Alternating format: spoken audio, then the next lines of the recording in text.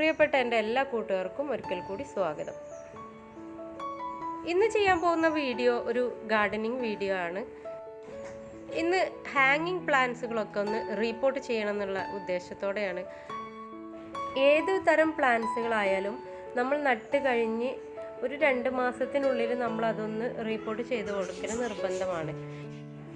Report ചെയ്ത് നമ്മൾ ഒന്നും കൂടെ മണ്ണ് ഒക്കെ മാറ്റി ഒന്ന് വൃത്തിയാക്കി നട്ടു കൊടുത്താൽ വീണ്ടും അതിൻ്റെ ആ ഒരു ഭംഗിയോട് കൂടെ അത് വളരുന്നതാണ് എൻ്റെ ഒരു അനുഭവത്തിൽ ഞാൻ കണ്ട കാഴ്ച. അതുകൊണ്ട് തന്നെ ഞാൻ എൻ്റെ എല്ലാ പ്ലാന്റ്സുകളും 2 മാസത്തിൽ കൂടുതൽ വെക്കാറില്ല, എല്ലാം റീപോർട്ട് ചെയ്യാറുണ്ട്. അതുപോലെ തന്നെ ആഴ്ചയിൽ ഒരു ദിവസം നമ്മൾ ചെടിയുടെ തടങ്ങളൊക്കെ ഒന്ന് കിളച്ച് മണ്ണൊക്കെ ഒന്ന് അടർത്തി കൊടുക്കണം. നമ്മൾ വെജിറ്റബിളിൻ്റെ വേസ്റ്റൊക്കെയാണ് ഞാൻ കൊണ്ടുപോയി വളമായിട്ടിടാറുള്ളത്. അതൊക്കെ ഒന്ന് ഇളക്കി മണ്ണും അതും കൂടെയൊക്കെ ഒന്ന് യോജിപ്പിച്ച് വൃത്തിയാക്കി എടുക്കാറുണ്ട്. എൻ്റെ ചെടികളെല്ലാം ഹെൽത്തി ആയിട്ട് ഇരിക്കാനുള്ള കാരണം ഞാൻ എല്ലാ വീഡിയോസിലും പറഞ്ഞിട്ടുണ്ട്. വെജിറ്റബിൾ വേസ്റ്റ്, അതുപോലെ തന്നെ പഴത്തിൻ്റെ തൊലി, തേയിലയുടെ ചണ്ടി, ഇങ്ങനെയാണ് ഇട്ട് കൊടുക്കാറുള്ളത്. അതെല്ലാം നമ്മൾ ഇതിന് ഇട്ട് കൊടുത്ത് ഒരാഴ്ചക്കുള്ളിൽ അതൊക്കെ നമ്മൾ മണ്ണിനോട് ചേർത്ത് മിക്സ് ചെയ്ത് കൊടുക്കണം. അപ്പോഴാണ് അതിൻ്റെ ആ ഒരു വളമ ശരിക്കും നമുക്ക് പ്ലാന്റൊക്കെ വലിച്ചെടുത്ത് ആ ഒരു എനർജി പ്ലാന്റ് നമുക്ക് കാണിച്ചു തരികയുള്ളൂ.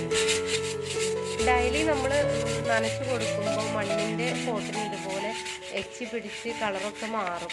എന്ത് തന്നെയായാലും ഒരു മാസത്തിൽ നമ്മളൊന്ന് പെയിൻറ്റ് ചെയ്ത് കൊടുക്കാഞ്ഞാൽ നമ്മളെ ഗാർഡനിങ്ങിൻ്റെ ഭംഗിയൊക്കെ പോകും. അതുകൊണ്ട് തന്നെ ഞാൻ ഓരോ പോട്ടും ചീത്തയാകുന്ന സമയത്ത് ഇതുപോലെ പെയിൻറ്റ് ചെയ്ത് കൊടുക്കാറുണ്ട്. ഗാർഡനിങ് ഇഷ്ടപ്പെടുന്ന ആളുകൾക്ക് എപ്പോഴും ഒരു പോട്ട് പെയിൻറ്റ് നമ്മൾ വീട്ടിൽ സൂക്ഷിക്കുന്നത് നല്ലതാണ്.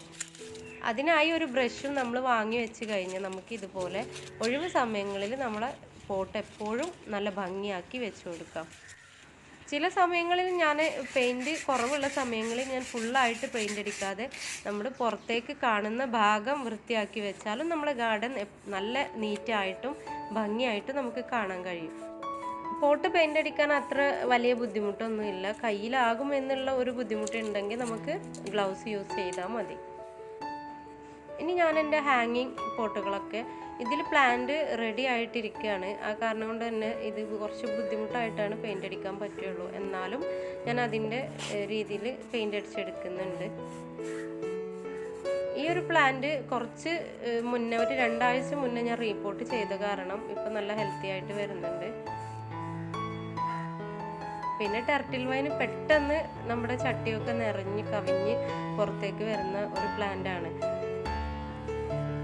സിമൻറ്റ് പോട്ടായാലും മണ്ണിൻ്റെ പോട്ടായാലും നമ്മൾ ചീത്തയാവുന്ന സമയത്ത് ഇതുപോലെ പെയിൻറ്റ് ചെയ്ത് റെഡിയാക്കി വൃത്തിയാക്കി വെച്ചാൽ അതിൽ ആ പ്ലാന്റ് ഏത് തരം പ്ലാന്റ് ആയാലും അതിനൊരു ക്യൂട്ട്നെസ് വേറെ തന്നെ ഉണ്ട്.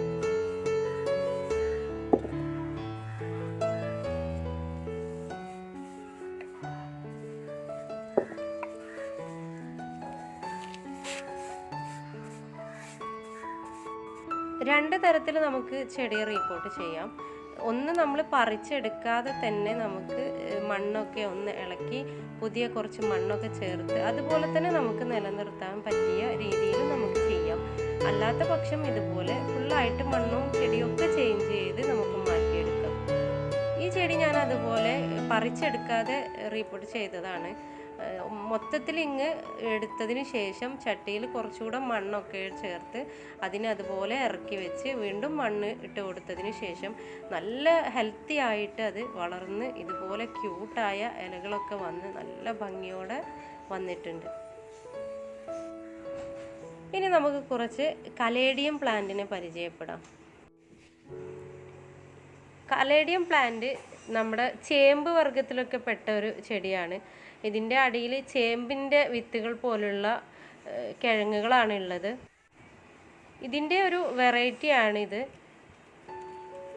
ഇതിലൊരുപാട് വെറൈറ്റീസ് ഉണ്ട്. എൻ്റെ കയ്യിൽ നിന്ന് 3 വെറൈറ്റീസ് ഇപ്പോൾ ഇലയൊന്നും ഇല്ലാതെ നിൽക്കുകയാണ്. ഇനി മഴക്കാലമൊക്കെ ആകുന്ന സമയത്ത് അവ പൊട്ടിമുളച്ച് ഇതുപോലെ ഇലകളൊക്കെ ആയിട്ട് വരും. എൻ്റെ കയ്യിലുള്ള കലേഡിയം പ്ലാന്റിൽ രണ്ടാമത്തെ ഭംഗിയുള്ള പ്ലാന്റാണിത്. ഒന്നാമത് നിൽക്കുന്ന പ്ലാന്റ് ഇപ്പോൾ ഇലകളില്ലാതെ കിഴങ്ങ് മാത്രമായിട്ട് നിൽക്കുകയാണ്. അത് മഴയൊക്കെ പെയ്ത് ഇതുപോലെ ഇലയൊക്കെ വന്ന സമയത്ത് ഞാൻ കാണിക്കാം. ഇത് വിത്ത് പറിച്ച് നട്ട് ഇല മുളച്ച് വരുന്നതേ ഉള്ളൂ. ആകെ ഒരു ഇല മാത്രമേ ഇതിനിപ്പോൾ വന്നിട്ടുള്ളൂ. കലേഡിയം പ്ലാന്റിൻ്റെ ഒരു പ്രത്യേകതയും അത് തന്നെയാണ്. നമുക്ക് പറിച്ച് പിരിച്ച് നട്ട് ഒരുപാട് തൈകൾ ഉണ്ടാക്കിയെടുക്കാം.